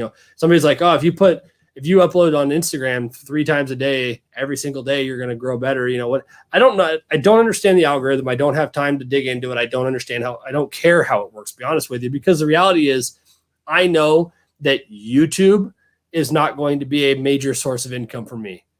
Right. I'm not going to be a Brian Barczyk or a Miguel or a Justin or whatever that's got, you know, hundreds of thousands or millions of subscribers. And it's not going to be a substantial part of my income stream. Granted, I got $10.99 to buy Google last year for my channel. So I am making money on it. It's not enough to make it, it's not enough to matter. You know what I mean? And I obviously don't make any money on Instagram at all. Right. But there is no doubt that Instagram, and to a lesser extent, the YouTube channel, has driven sales out of this room, without a doubt. 100% here too, man. Instagram in tandem, Instagram and YouTube, they kind of bounce back and forth. But I mean, like, I'm presenting the same stuff on both platforms, and it sells the stuff for me. Yeah. Yeah. And so that, you know, that's one of those things. Like I said, I seldomly have stuff to take to a show. Part of the issue is the first season I only had 8 clutches. It wasn't a ton of animals anyway, and they're spread out over a couple months, you know. And these spring shows don't do me any good because I don't start putting eggs on the ground until March anyway. Right. You know, and then you got to get them hatched. Then you got to get them with enough meals in them that's even safe to take them to a show, unless you want to be like one of those jackasses that puts his eggs in the freaking display. But, you know, it's so by the time the summer shows roll around, the stuff in the hatchling rack's either spoken for or paid for already, or I'm just flat out. Right. So shows aren't a huge deal for me just because I don't have a large inventory and I don't carry over from season to season a lot of inventory, or any for that matter. I imagine as I get up in that 20, 30, 40 clutch range, that might be a different story. Right. But yeah, I totally agree. The social media side of it, you know, like I said, Instagram is a minimum as a breeder. I honestly think it's too easy not to. You know? Yeah, and you know what? Like, I just religiously post once a day, and then like I do the stories, like, you know, when I have stuff for stories. But there's always some kind of story going, you know, just random stuff. But I just post once a day, and I've been doing that since the beginning. I've never done any giveaways or anything on Instagram to get my following up, and now I did it once. I'm right at 1.5 years, and I'm over 10K followers. Yep. So like I'm just like you, man. Like, I'm not the Instagram guru by any means, you know what I mean? I just know I just post every day and interact with people and that's my point is people ask me like, oh, what's your upload process or your upload schedule, whatever. Obviously your Instagram's doing really well, or it just ticked over. I just watched the change. I have one of those Smurl Instagram counters up on the wall. So a lot of times in my videos, you can hear it ticking over. But I honestly don't upload every day either. I literally am 100% random on Instagram. Right. And then for whatever reason, I don't know why, mine hit. It seems to work, you know, and so be it. Yeah, and I've noticed this on Instagram and YouTube. It's kind of like you grow exponentially. Like, the smaller you are, I mean, it's like little gains, but the bigger you are, you just keep running. It's the snowball effect. It just kind of keeps rolling and rolling and rolling. Yeah, man. I remember a couple of years ago, I was at the Denver Repticon show in Arapahoe County, and I was just short of 1,000 followers on Instagram. And I was super excited, man. I was going to get to that 1,000 followers, whatever. And I got there while we were at the show. And like a month later, I was cruising through 5,000. I'm like, what the hell happened here? I was super excited about 1. Yeah. You know, and then 5 came up out of nowhere, you know, and dude, it was bizarre to me because at that show, I had two families, if I remember correctly, saw me at the Brace Xotics booth because I was helping Byron out at his table. Literally saw me there in my shirt, which was the old logo, the first gen logo, and came to the booth. And they's like, we literally came to the show to see you. We knew we saw in your post you were going to be down here. We want to come in. I'm like, dude, I'm what? Yeah. Like, I'm literally nobody. I had 1 snake. Yeah. I think something like that. Anyway, it's just insane. So I'm actually kind of excited, not because I care about the clout or the fame or, you know, whatever, the notoriety, but I am kind of excited to go to Tinley because I'll get to see so many people who have been outwardly following me online for the last 3 years that I see regularly, aside from my small group of friends that I talk to on a regular basis. And I'll get to see them in person, meet people, and shake hands, and that's going to be super cool because there's a lot of people. I mean, you included. There's a lot of people I've talked to for a long time now that I don't actually know. It's like right. And that's what's good. That's what's good about these social media platforms, man. Like, it's a global experience. Oh yeah, definitely. Like, I talk to people in like Russia, Puerto Rico, Canada, Venezuela, Malaysia. It's like I'm like, I would have never had that without Instagram or YouTube. I have to point out that despite him bailing on me tonight, we have a special guest in the house. No, I'm just kidding. Yeah, I was joking around with him because I was in his Patreon crowdcasting before I got in here, and he was telling me like, "Hey, what are you doing in here? You're supposed to be over there." And he told me a story. I'm like, "Oh, I'll take the sloppy seconds. I don't care." That's right. Yeah. So I feel like I don't know. Maybe we'll kick him out. No, dude, Will's good people, man. No, he's got a thing on Tuesday nights. Like, I'll have to go catch the replay for the rest of his little private thing, but it usually goes for hour and a half, 2 hours, something like that. So, interesting. So, Benevolent Reptiles wants to know, says, y'all don't think your YouTube personality, following, and success has anything to do with the Instagram followers? Yeah, I think they go hand in hand. I mean, I think they do work in concert for sure. But I started my Instagram long before I started YouTube. And this is something that I tell people that I talk to, like on the actual telephone and stuff, but like, and they're just starting YouTube. Like, don't assume that people that see you on YouTube know you from Instagram, because I have people that watch me on YouTube that don't have any other social media platform, and they only contact me by email. Yeah. So like, not everyone has all those other social media platforms. So like, always present yourself like nobody knows anything on this platform, So like, I have my story going on 2 platforms, YouTube and Instagram, and then Facebook's like a rollover. Instagram puts it over there for me, but I don't really anyway. Yeah. The interesting thing I will say, if you look at your analytics, and I don't know what yours look like, but I can say with mine. So if I've got, almost 15K on YouTube and almost 27K here, obviously those numbers don't match up. So I don't have I have some overlap, but they're not 1 for 1, right? Right. The weird thing is I get typically roughly the same number of views in the first week on my normal videos. Some videos do horrendously bad, some do exceptionally well. But as an average, I get roughly the same number of views. I know kind of what I'm looking for to see as my engagement. Right. It's on average of somewhere in the neighborhood of 10 to 15% of my subscriber count, right? Right. Somewhere north of 85% of my views do not come from subscribers. Yeah, I've looked at that too, and that's weird. I've noticed that too in my channel too. It's insane. I'm getting the overwhelming majority of my reoccurring views from people that are not even subscribed to the channel. Right. So I trash talk Facebook all the time, but my number one outside source that leads people into YouTube is from Facebook. Yeah. So like, I always go over to my business page and I post a link and share it through a few groups. But like, as far as outside sources leading them to my YouTube channel, Facebook's number 1 for that. Hyped up Reptile says we're having a dick measuring contest right now. Yeah, buddy. I don't know, man. He's been in the pen. I don't know if I can compete. Hey, so I just made it past my 10,000 on Instagram. So do you ever go back and when you do the swipe up feature, look at those analytics? Because like, I don't get nearly, like, I look and I'm like, my stories, get like 500 views or whatever. And I'm like, man, like maybe a higher one would be like 20 people actually clicked on the link. And I'm like, man, that's like horrible for the. Yeah. Well, and I can tell you why. I'm not, dude, hey, you're up in the land of Billy, man. You understand how my channel, my content works. Hey, we're talking social media tonight, man. Yeah. And you should know by now that on these live streams, I seldomly talk about snakes. But we talked about snakes earlier. You missed it. We did. Good point. Yeah.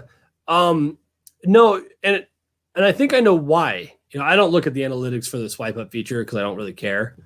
I just put it in there. If people want to use it, they can. But I can understand, especially in today's America, so to speak, because I'm guilty of it too. How many times have you clicked on stories on your Instagram and you sit there and you fucking fast forward through all of them until you see a hot chick and you go back and look at it and then you keep going forward through them? It's like, you know what I mean? So we're all guilty of it. We are in like a go, gotta have it now, instant gratification. They don't want to take the 6 seconds to watch the freaking clip or whatever. You know what I mean? Right. So that's why, I'm sure. That's the reason why your view rate on YouTube is like, 4 minutes or whatever. Like, that's, and I think it's also a byproduct of there's so much content out now. Everybody and their freaking brother is putting something online. And so you got to cut it down. I mean, there's God knows how many reptile channels, and I only subscribe to like 4 of them. Right. Because I just don't have enough time in the day, Right. So. Yeah, there's a lot out there. So, what am I missing here? Anything? Oh, well, you know what? I don't know. I don't. Well, you didn't apologize anyway, but I'm not taking your apology. So, yeah. If you were watching Cusco, you missed the snake talk here, man. That's right. Yeah, that's right. Oh, and friggin' Josh, are you guilty as charged that you weren't here because of Cusco as well? Is that what the hell, man? I'm about to send Cusco an Instagram. He hasn't been on here, so I can't give him any love. He's just taking up my spot. Whatever. To be fair, I came to Tuesdays. I was on Saturday night was my slot, but whatever. So be it. I think Wednesdays is open now, man. The Reptiles Unplugged's on hiatus. I can't bank on Wednesdays though because my wife works offsetting shifts every other week. So gotcha. It's tough with a 5-month-old, man. Oh yeah. And I mean, surprisingly, we have lives outside this social media. Yeah, right. I mean, there's other things that happen. Work, family, all that. I don't know what you're talking about here. He was talking short tails that buries Jason all day talking IG. Okay, well, go back, man. Well, I'm here's my shameless self plug right now. While I was in Tennessee, I went and visited O'Malley's Morph with a bunch of short tails. So Tyler, I'm gonna have a short tail video out there. And the ball python guys might not like it, but the short tail guys, what's funny about that is my wife gave me. Let's be honest, this is kind of my baby, but she kind of set a limit on purchasing this coming season, this year. Right. Because at some point we need to start bringing some of the money back home, right? And that's totally fine. I got it. Originally, my plan was to get into a small blood python project. I wanted to get into T negative 007s and pixels. That was what I was going to work towards making. I was going to get like 1.2, 1.3, something like that. Buy a couple girls now, start raising them up. And I think that has actually, I think I've kind of abandoned that original plan because I talked to some people that have done both, and they're well known, and doesn't matter who they are at this point, but they have said that that the short tail market is like super niche, when it comes to like sales and that, which is fine because it's only going to be a small side project. I mean, the ball pythons pay for the room. That would just be something to play with. Right. That was what I was doing. So I was talking to him the difference between doing the short tail project and doing my carpet project and whatnot. And he's like, you're going to have way easier time selling your bloodline coastals that have an actual pedigree and whatnot than selling bloods any day. And so I'm not sure if I'm going to do the bloods or not, but I look at freaking Matt, dude. And I was like, that guy completely went all in on bloods, bailed out of balls completely, and it's like, screw you, I'm going short tails. I don't care what you think. Yeah, because I think all those ball pythons, man, and then we're like actually going there into the lab and seeing how many blood, short tails, because he's got the 3, but actually seeing him in person, I'm like, man, he really did, like you said, he went all in, and he's got some top shelf stuff too, man. Like no doubt. With the pedigrees, and I mean, he broke it all down to me. I don't know how much I'll be able to put in my video because I don't want it to be like 2 hours long or whatever. But I mean, he's done his homework on all that stuff, man, and made all the right connections. And big shout out to Matt O'Malley's Morphs, man. Love that guy. So Will's getting he's branching out past the ball game too, apparently. What's he doing? Hamsters? Yeah. Yeah, he's getting into hairless cats. That'll do great in the snow. No, he's going dry mark-on, which I can absolutely get on board with. I don't know which one he went with, but I have for quite a few months now. I've had a deposit on a blacktail Crebo female. Right on. So whenever John Michaels gets them done this season, I got one coming this way, dude. I can't freaking wait. I'm so stoked. I'm gonna have a pair at some point. I'll probably end up getting the mail from Riley if I haven't pissed him off so much that he won't talk to me anymore. That's a whole separate issue. But because I want to have different bloodlines, so that I can pair them together instead of just getting, cousins or siblings or whatever from John. Yeah. But dude, I am stoked on the freaking blacktails because they get that thing to full size. You got yourself like an 8 or 9 foot freaking Crebo that looks like a king, but it can't kill you. Like, how cool is that? Yeah. Yeah, they are really cool. I do have another breeding project. I do have a small group of Western Hognose. Do you? Yeah. I'm bringing them out of brumation this weekend. I'm going to feed them and start pairing them. This will be my first go round, first season. You have any need for a snow male? I got one of them. I don't need. I have a snow male. He's one of my studs. Oh, damn. Yeah, we've got a total eclipse super snow leopard gecko female and a snow male Western hognose that I'm probably going to move because I have literally nothing to do with them. Yeah. So let's see. Oh, he went indigo. Texan and Mexican indigos. That's right, dude. I mean, indigos are cool, man. It sucks what happened with Brian's, but those freaking indigos they're baller, dude. I wanted the blacktail because I really like that clean look that fades out to the solid blacktail, and I just on a blacktail in particular, especially John's clean line versions that he calls them, like they just the head and the color and the plates on the head and the like the makeup behind the eyes and everything, it just looks like a freaking king that wants to rip your face off. It's awesome, right? Because I wouldn't own a king even if they were legal, but I just think it'd be cool. No, Tyler, you did not get me talking snakes. I'm not giving you the credit there. Let's see. Josh is waiting for a Dumerals. Dude, I hope so, man. I ultrasounded her 2 or 3 weeks ago, and she's at 31. Oh, wow. So, but I've not actually seen any locks, so I don't know. But I'm really hoping they go this year because I'm really excited to try breeding boas in general. And this male Dumerals that I've got, he's really bright, kind of rusty colored and real busy patterned. And my female is super dark, real sooty, real reduced, kind of looks like she's covered in ash. And so I'm kind of interested to see what that combination makes. Right. But it'd be super cool just to come in here one day and see a dozen or 20 or 30 freaking Dumerals just laying in the bottom of the tub. Like, that's going to be nuts. Yeah, that's a total different experience, the live birth stuff, Yeah. Yeah, that's one of the animals on the docket this year I got to pick up is I'm looking at because I've got up here is the my call albino boa male. He's motley, possible jungle, and pos head anery. So possible head snow. Yeah. And I got to pick up a female moonglow to start raising up for him. That's something I want to work on. I was working with Joel, and I was going to pick up fucking Teacup or Buttercup or whatever the hell that boa's name is. He's got that moonglow female, but he decided he's just going to pick up a male and do it himself. So, what do you know? Because you mentioned Reptiles Unplugged. Do you know what's up with those guys? I just know they're on hiatus, man, taking a little break. Adam's not all that far from you, right? No. Actually, he lives where I grew up, Ventura County. It's like 1.5 hours, 2 hours away from me. I've talked to Adam and stuff, but I just know that they're on hiatus for right now, and they're it's not quits is all I know, but they're just on hiatus.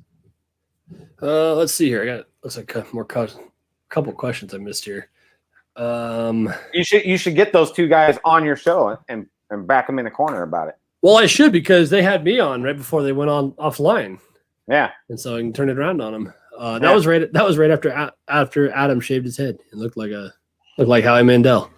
Yeah. All right. So High Class Python said, I guess directed at me, but says, is the hard work you have done and presented on YouTube? Oh, it's the hard work you've done and presented on YouTube. That's why your YouTube is so high. It's because no other breeders do the builds you do and how you explain you're a likable dude. Yeah, I don't know about that. The problem is, see, I'll bet you, I'm going to put it down right now. How much you want to bet that after the video of this goes up, like half of my channel leaves, like half of my subscriber base. That's why this week's video is another DIY on my incubator. So the next week they can kind of cut the edge off a little bit so they don't all bail at once. Yeah. Hey, but there's a lot to be said for those do-it-yourself videos, because that information is relevant now, all the time. 10 years from now. Yeah. Like, the vlog, like the stuff I'm doing, like what's happening with my snakes right now. Who cares a week from now? Unless you're going back and backlogging, but it's like, whatever. It's funny you mentioned that, because I get, some of those videos are 2-3 years old, right? When I was first getting started and I was talking about, I'm doing my router from a heat tape like this and, whatever. And I gotta iron on all the edge tape so it doesn't swell and do this, that, and the other. And it's weird because it'll go in waves. Like I'll go months, and on my YouTube creator app, I don't get any comments on the old stuff. I'll get my comments for the last video or two, and that's about it. Right. Right. And then for whatever reason, it does it occasionally, but for like the last 2 weeks, I've just been getting a constant stream of comments on 2- and 3-year-old DIY videos of new people that have found the channel and have gone back and started looking through it, or they've gone to YouTube and says, DIY snake rack and mine come to the top, or whatever, and they start watching them. And so that's been kind of cool to watch farther down the line now, to see back that they're like, oh, there's still people still coming back to watch that video today, Yeah, I noticed that I don't do it yourselves, but I have like the two that I always get that are old that I always get comments on later on is I had an egg bound video of like the whole process I went through, and then how I feed frozen thawed. For some those two videos, I'll get comments and they're old. But like my older like vlog style ones, they're forgotten about. They're done. That dude, I still to this day, that's like Brian Cusco's DIY mite cure video, the one where he mixes the bottle with the permectin or whatever it is. Yeah. And that I still to this day recommend people go look at that when they send me messages about mites. I just go to his channel. I have that video saved in my watch later folder. And I just go in, I grab the share link and I drop it in and I send people to him. Like, that's one of the best ones out there. Yeah. Yeah. I do that too, man. A video's easier at explaining stuff than me sitting there trying to message them for. Oh yeah, definitely. Let's see. I don't need to keep reading more comments that are blowing up my ego. That's not cool.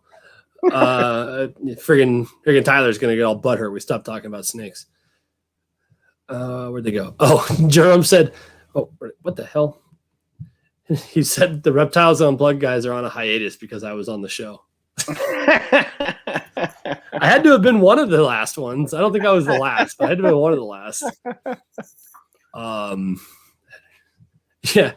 Well, no, come on, Vivid. We're trying to be deprecating here. I'm not that good at it. They hit an all-time low. How about that? Like, oh God, we've run out of people. We finally got Bigler on the show. We're done. It's like, yeah. We're just gonna show you people. Okay. I don't want to read all these. I don't need, like I said, I don't need to read more comments that are blowing me up. That's not the point. Okay, cool. Will to the rescue. We got to give him a little bit of a chance here. Shane, what westerns are you working with? So I have a snow male and I have a albino superconda, and then dude, those are awesome. Yeah, dude, the albino supercondas are phenomenal because like the no pattern with flames on the head, man. It's like, yeah. I always wanted an Axanthic superconda. I thought those were dope. Yeah, yeah. So and then female wise, I'll just be making combos with those, but I have a red, like a red line bred red het albino. I have a an Arctic albino anaconda, and I have a normal that's just head exanthic for the snow, and yeah. So just like once I started realizing like how many eggs those things lay, and you could double clutch them and stuff, I was like, whoa, pump the brakes on this. I don't need no more of them. You know what I mean? Like I didn't want it to take over my whole room, so it's just a little side project. Yeah, I'm thinking about doing. I want to get a pair of cow kings. Mm-hmm.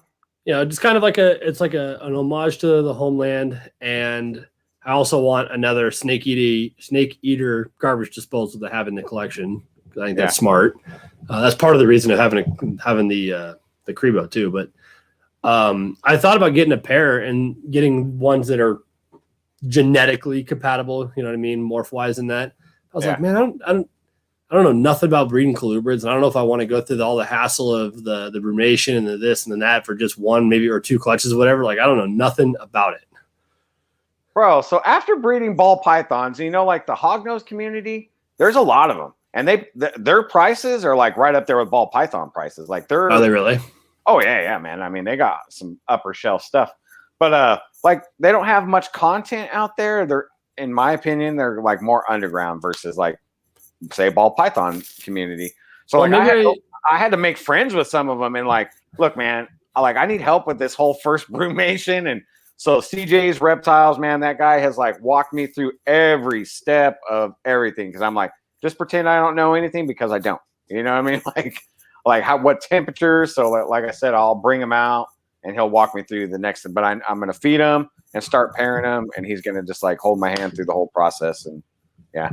Well, maybe instead of selling my male, I should buy a female or two that are compatible and see.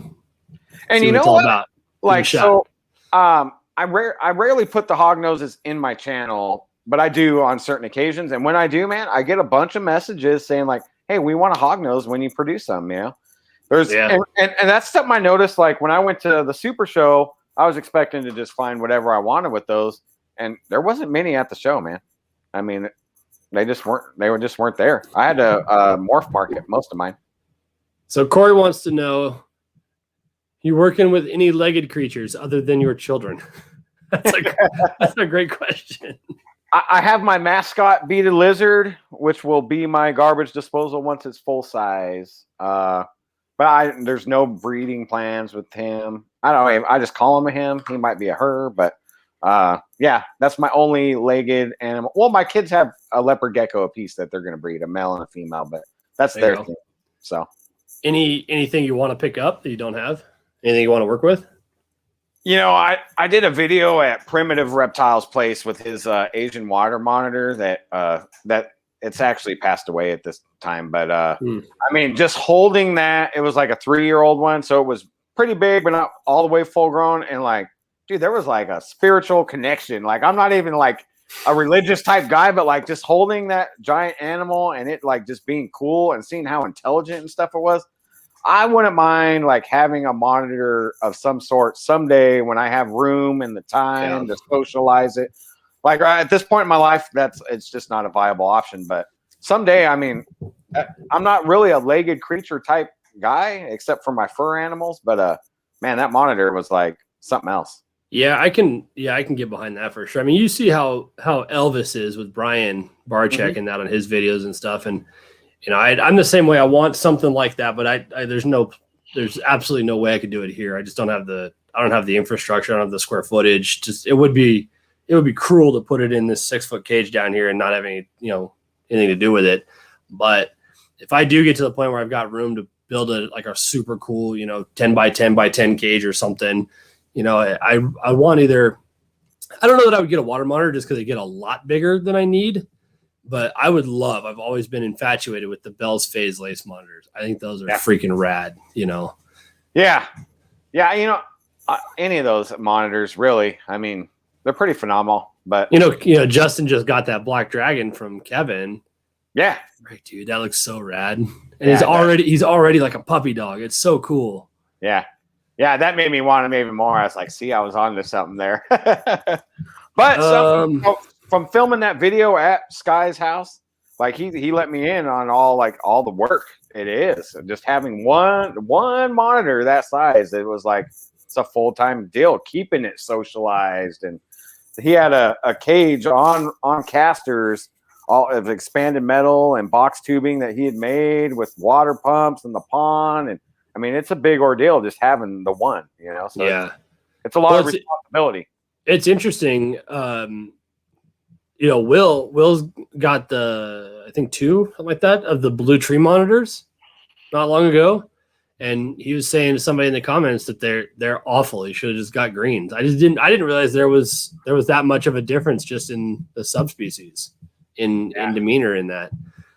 What else did I see? Oh, and he wants to know if anybody knows where to find a pair of pied musarana. Well, the only ones that I'm aware of are the ones that Brian Barczyk just recently got. I didn't even know that was a thing until that video. Apparently they make super pieds too. Didn't know that was a thing either. Yeah.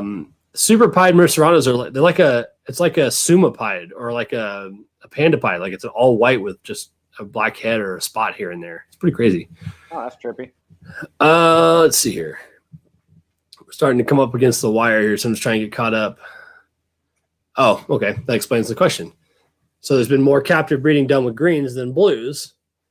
And he thinks his blues are only 1 gen maybe or so from wild caught. That explains why the greens are so much calmer. So yeah, good to know. Corey has a 10-year-old black and white tegu. Those are freaking rad. I love tegus. Yeah. But again, I need the space. Like I could get away with having a tegu in this cage for a while, although this cage is going away, but I could have him in there for a while, but you know, I'd want to be able to let him out and let him cruise in the yard, and like 7 months out of the year, I can't do that here anyway. Yeah. I can agree with Punk Rocker though. I want to get into mangrove. I do. I would love to own a mangrove snake. I'd love to have a mangrove on or in like an 18 arboreal setup just to have them on display. I think they're so freaking cool looking. Yeah. And those I can have because they're rear fang.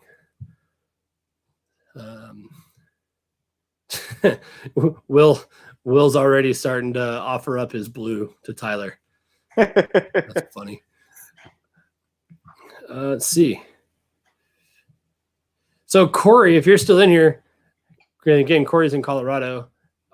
Says the two animals he could have or he would have if they were allowed are hognose and mangrove. So does Colorado not allow any rear fang? Is that kind of the situation there? I know in the case of the hognose, they're considered native and you're not allowed to keep native species, I think, if that's the way it was. Dude, the freaking rules are weird, man. Like we can't have hots here unless they're native hots. So I can have a prairie rattlesnake. So it's the opposite of most other places. Right? Yeah. You know, and rear fang doesn't apply up here for whatever reason. And I can't have the giant constrictors, even though it's 11 degrees below zero and there's 2 feet of snow in my yard. Like in what world are any of these snakes going to be invasive up here? Like, yeah, they're not going nowhere. Not for long anyways. Yeah. Corey said it's, as far as Colorado's concerned, it's venomous across the board. Wow. Interesting. Yet in Colorado, you can have retics. So, I mean, it's pros and cons everywhere, I guess, unless you go to Texas and you can do whatever you want. Right. You could own an alien if you wanted to. Well, we're creeping in on the 2-hour point here, man. I mean, you got anything else for me? No, man.